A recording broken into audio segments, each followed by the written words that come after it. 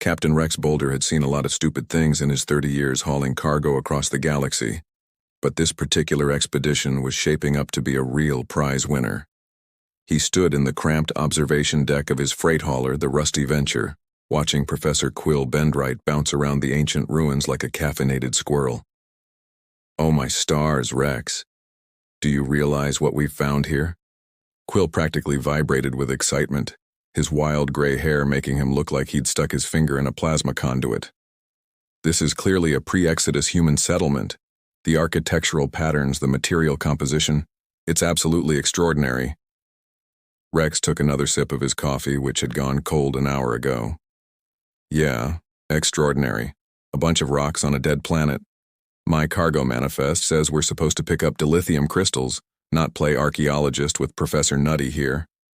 Commander Zeph Vortaxian, all 7 feet of his purple, crystalline glory, materialized beside them with that insufferable teleportation trick his species loved showing off.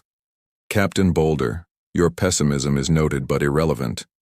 What the good professor has discovered will prove most illuminating about your species' primitive past." Rex raised an eyebrow. Zeph had that tone again, the one that meant he was about to say something spectacularly condescending about humans.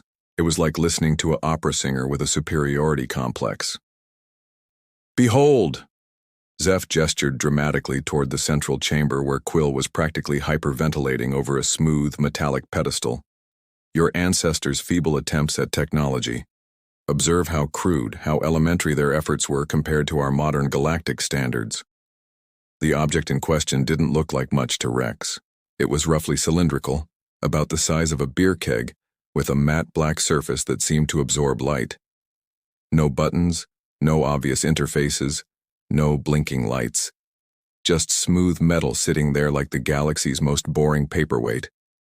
"It appears to be some sort of control system," Quill babbled, running his scanner over every inch of the thing. "The energy signatures are incredible. It's been dormant for at least 500 years, but the power core is still functional. Still functional. Can you imagine the engineering required to build something that durable?" Zeph's crystalline features arranged themselves into what passed for a smirk among his people. "Durable, perhaps, but ultimately useless. Observe how it fails to respond to any stimuli. Clearly your ancestors lacked the sophistication to create proper user interfaces." Rex watched Quill poke and prod the relic with increasingly frantic enthusiasm. The thing just sat there, completely unresponsive to everything the professor threw at it.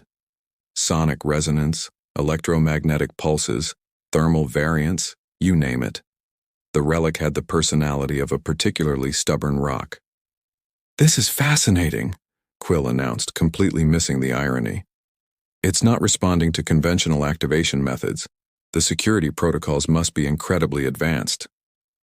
"Or incredibly broken," Rex muttered. But Zeph was already warming up to his favorite subject, alien technological superiority. "Fear not, Professor. While your primitive human methods have clearly failed, I shall summon my technical specialists. We will unlock this ancient mystery in mere minutes using proper galactic technology." Zeph's crystals actually started glowing with smugness.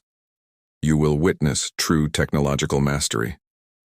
Rex had a feeling this was going to be a very long day. He'd seen that look in alien eyes before, usually right before they did something spectacular and stupid. The kind of spectacular and stupid that usually ended with Rex having to explain to insurance adjusters why his ship was covered in scorch marks and alien tears.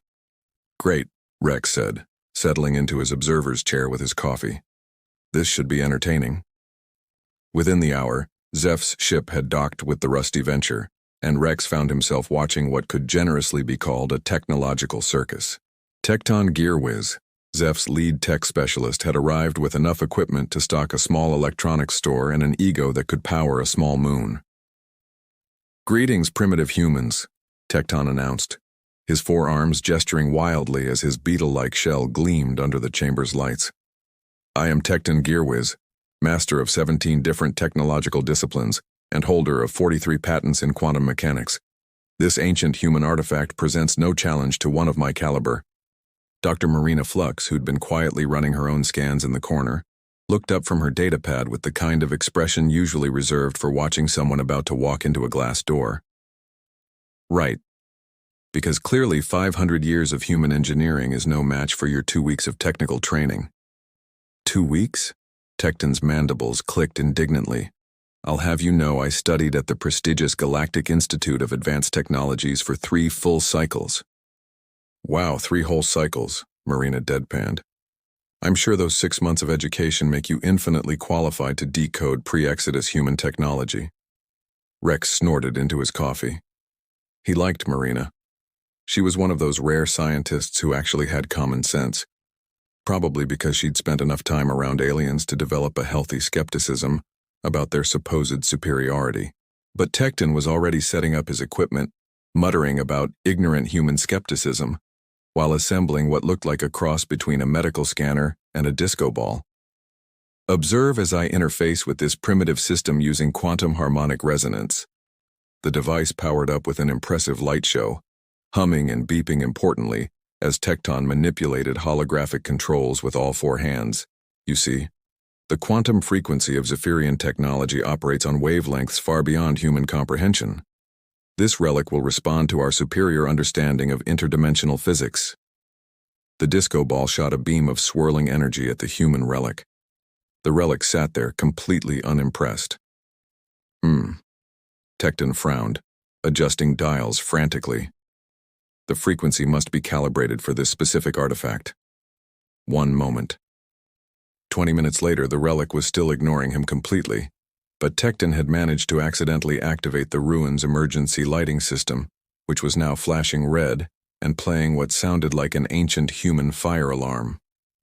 Perhaps we need a different approach, suggested Vix, one of Zeph's other specialists. She was from the Mentari Collective, a species that prided itself on telepathic abilities. Your crude electromagnetic methods are clearly insufficient. Mental interface is the key to unlocking advanced technology. Marina raised an eyebrow. You want to try mind melding with a computer? It's not mind melding, it's quantum consciousness interfacing, Vix corrected haughtily, her tentacles writhing with concentration as she approached the relic. We Mentari have mastered the ability to commune directly with artificial intelligence systems. She placed her tentacles on the relic's surface, her eyes rolling back as she entered what Rex assumed was her species' equivalent of deep meditation. For several minutes, she stood there making soft humming noises while everyone watched expectantly. Finally, she opened her eyes and stepped back, looking slightly nauseous. I cannot establish contact. The system appears to be completely inert to psychic interference. Inert? Zeph's crystals flickered with annoyance. Impossible.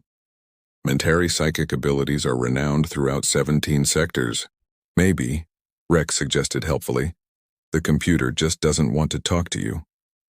Tecton was already wheeling over another device, this one resembling a giant tuning fork crossed with a plasma cutter. No matter, we shall try sonic disruption patterns. Surely this primitive system cannot withstand properly calibrated acoustic frequencies. The tuning fork thing powered up with a sound like a banshee having a very bad day. Rex winced and covered his ears as Tecton subjected the poor relic to what could generously be called music, if you considered dying spacecraft engines musical. The relic continued its impression of an extremely expensive doorstop. This is impossible. Tecton's shell was starting to change colors, cycling through what Rex assumed were various shades of frustrated beetle. No technology should be able to resist quantum harmonics and psychic interface and sonic resonance. What kind of barbaric security system did your ancestors create? Marina looked up from her increasingly detailed scans. Maybe they just built it better than you think. By hour 3, Rex was genuinely impressed by the aliens' capacity for creative failure. They'd brought in buzz circuits, an artificial intelligence that had been absolutely certain it could crack any security system ever devised. Fear not, biological entities, Buzz announced through the chamber's speakers, his voice cycling through at least 12 different electronic filters per second. I am Buzz Circuit's artificial intelligence extraordinaire. I have successfully interfaced with over 9,000 different computer systems across 47 species. This primitive human construct will yield its secrets within nanoseconds. Marina snorted. 9,000 systems, huh? How many of those were human? That is irrelevant. Buzz's voice crackled with digital indignation. All artificial intelligence operates on the same fundamental principles. Observe as I demonstrate the superiority of modern AI architecture. What followed was the most spectacular digital tantrum Rex had ever witnessed. Buzz attempted to interface with the Relic through every wireless protocol known to galactic civilization. Wi-Fi, Bluetooth, quantum entanglement communication, something called hyperspatial data streaming, and at least 6 methods that Rex was pretty sure Buzz had just made up on the spot. The Relic responded to each attempt with the digital equivalent of a polite but firm, "No thank you." After 20 minutes of increasingly frantic beeping and whirring, Buzz finally admitted defeat. "This is unprecedented. The system is not rejecting my intrusion attempts, it is simply not acknowledging them, as if I do not exist." "Welcome to my world," Rex muttered. But Chief Engineer Torquay Wrenchman was already stepping forward with a toolbox that looked like it could rebuild a starship. "Enough of this technological nonsense," Torque declared, his 6 arms brandishing various mechanical implements. "Sometimes the old ways are the best ways. We crack it open, we see what makes it tick." Marina looked alarmed. "Wait, you can't just—" But Torque was already attacking the Relic with what appeared to be the galactic equivalent of a crowbar. Sparks flew as he pried and prodded, his mechanical limbs working with the precision of a Swiss chronometer and the subtlety of a demolition crew. "Torque, stop," Zeph commanded. "You'll damage the artifact." "Damage?" Torquay laughed, a sound like gears grinding. "This thing is built like a fortress. Look at this construction. These welds, this metal composition. Your ancestors knew how to build things to last, human Rex." Rex had to admit, he was impressed by the Relic's durability. Torque was hitting it with tools that could probably crack open a battleship's hull, and the thing didn't even have a scratch on it. "This is ridiculous." Tecton had moved on to his 7th different scanning device, this one apparently designed to detect temporal frequency variations. How can a primitive human artifact resist every form of technological interface known to galactic civilization? "Maybe," Marina suggested with the patience of someone explaining basic physics to a particularly slow child. "It's not primitive. Maybe it's just different." The assembled aliens stared at her like she'd suggested they solve the problem by dancing naked under a full moon. "Different?" Zeph's crystals flickered with confusion. "How can it be different? Technology follows universal principles." "Human technology," Rex observed, watching Torque try to drill through the Relic's casing with a tool that was probably violating several laws of physics, "has never been particularly interested in following universal principles." Vix had tried her psychic interface 3 more times. Buzz had attempted to create a sympathetic AI resonance field, and Tecton had deployed something he called a reality adjustment matrix, which mostly just made everyone's ears pop. The Relic sat there through it all, radiating the kind of calm indifference usually associated with ancient mountains or tax auditors. "This is impossible," Zeph finally exploded, his crystals blazing with frustration. "No system should be able to resist this level of technological sophistication. We have deployed quantum mechanics, artificial intelligence, psychic interface, sonic resonance, and direct mechanical manipulation. What more could possibly be required?" Rex stood up from his observation chair, brushing coffee grounds off his jacket. The constant noise was starting to give him a headache, and he was getting tired of watching expensive equipment fail spectacularly. "You know what your problem is?" he said, walking toward the Relic. "You're all thinking too hard." Rex had originally intended to just push past the crowd of frustrated aliens to get a closer look at the thing that was causing all this commotion. Maybe lean against it while he finished his coffee and waited for them to exhaust their supply of fancy gadgets. But as his hand made contact with the smooth black surface of the Relic, everything changed. The chamber filled with a soft blue light as the Relic's surface suddenly came alive with patterns of flowing energy. A pleasant chime echoed through the space, followed by a cheerful synthetic voice that spoke with the kind of artificial enthusiasm usually reserved for customer service representatives. Welcome, human user. Thank you for choosing Atlantis Colony Management System Model 7. Please stand by while I perform initial user verification. A beam of light swept over Rex from head to toe, and he found himself frozen in place, not by any kind of restraint, but by the sheer absurdity of the situation. Biometric scan complete. DNA analysis confirms. Homo sapiens Terra origin. Authorization level. Full administrative access. Welcome back. It has been 537 years, 4 months, and 18 days since last user contact. I hope you had a pleasant vacation. The assembled aliens stood in stunned silence. Rex could practically hear their worldviews cracking. Voice print recognition activated. Please state your name for system records. Rex blinked. Rex Boulder. Thank you, Administrator Boulder. Would you like me to run a full system diagnostic, or would you prefer to dive right into colony management? I should mention that the atmospheric processors have been running in maintenance mode, and we're currently showing optimal environmental conditions across all residential sectors. Marina started laughing. Not a polite chuckle, but full-blown, tears-in-her-eyes laughter that echoed through the chamber like the sound of scientific vindication. Authorization, human only, the Relic announced cheerfully, apparently deciding to repeat its most important message for the benefit of the slower members of the audience. I'm sorry, but this system is configured for human administrators exclusively. Non-human users may request guest access through a certified human operator. Tecton's mandibles clicked rapidly, which Rex had learned was the alien equivalent of a nervous breakdown. But that's impossible. How can it distinguish between species without performing detailed biological scans? Our quantum signatures should be fundamentally identical. Oh, that's easy, the Relic replied with synthetic cheerfulness. I use a simple biometric lock, keyed to human DNA, retinal patterns, voice recognition, and electromagnetic field analysis. Standard security protocols for colonial outposts. Would you like me to explain the technical specifications? Yes, Tecton practically shrieked. Explain everything.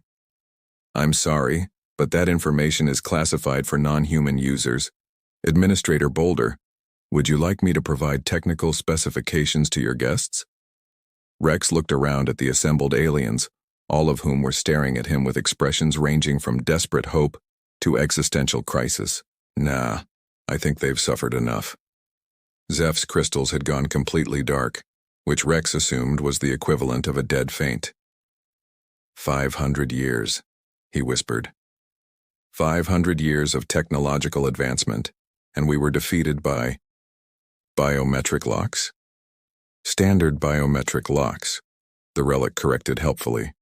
Really quite basic by human colonial standards. Would you like me to activate the tutorial mode for new users? No, Rex said quickly before anyone could take the AI up on its offer. Just tell me what this place is. Of course, Administrator Boulder. This is Atlantis Colonial Outpost, established in 2387 as a mining and research facility.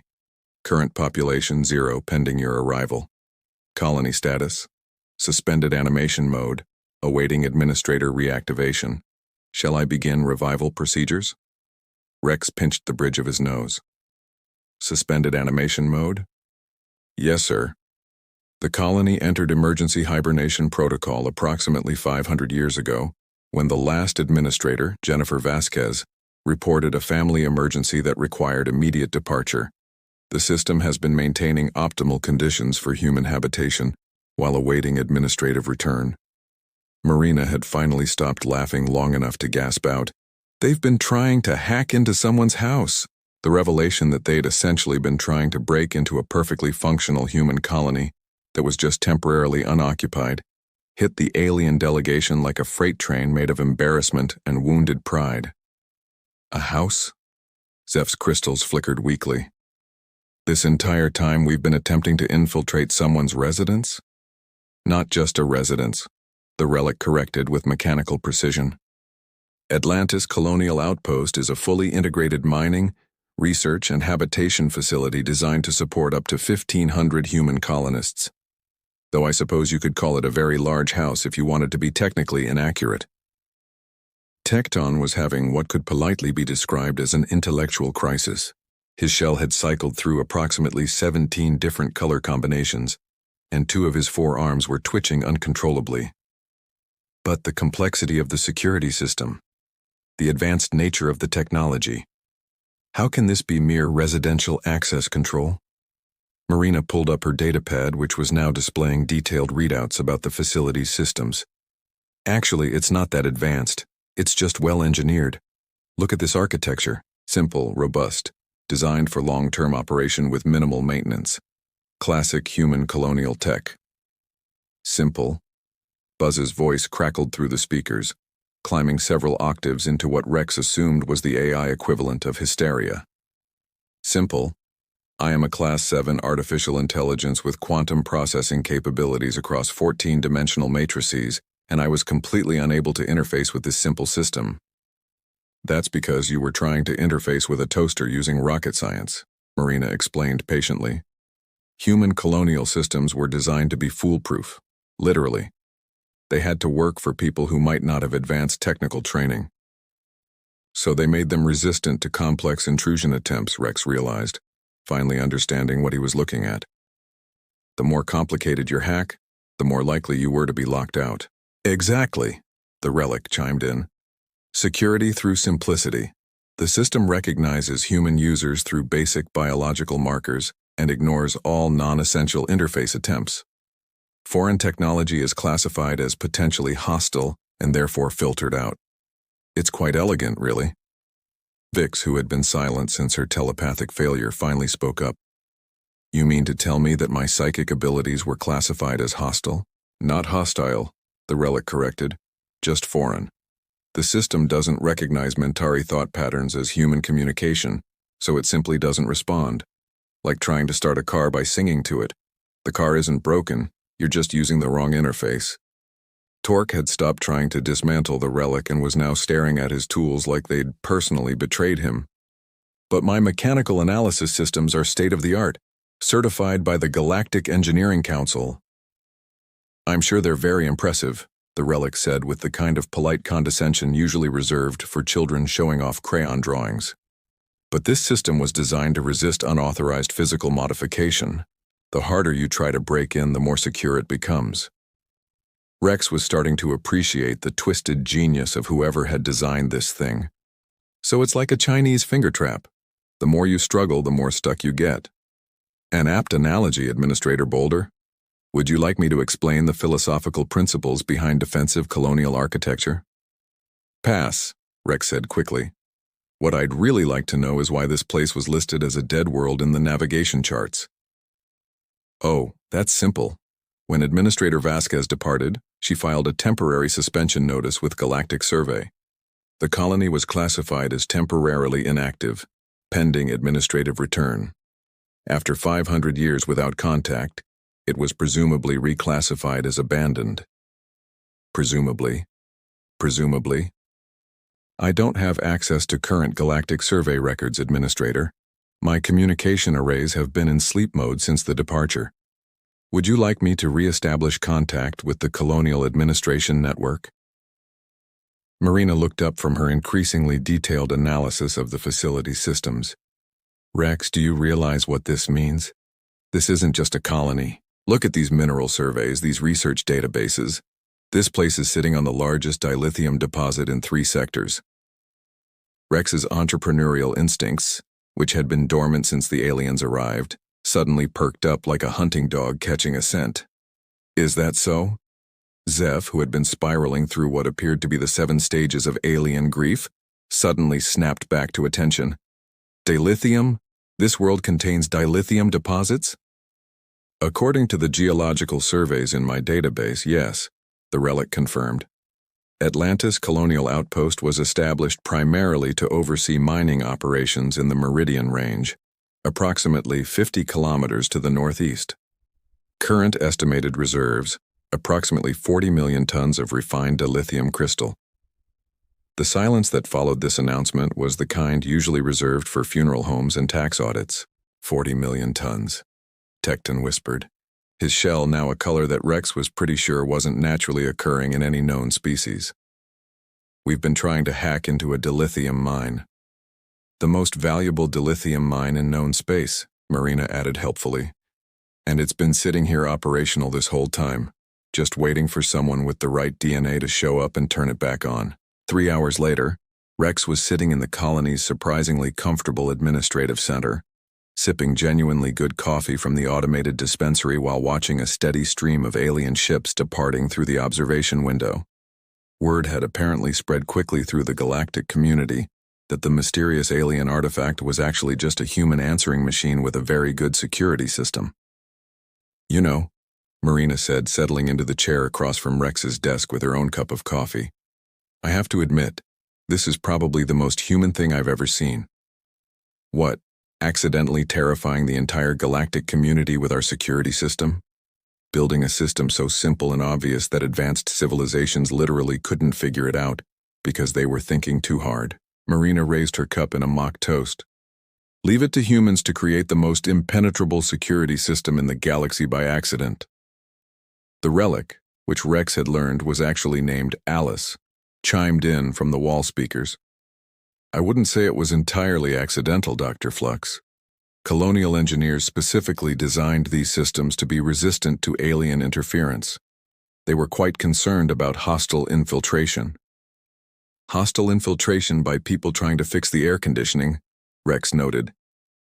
The engineers were very thorough, Alice replied with digital pride.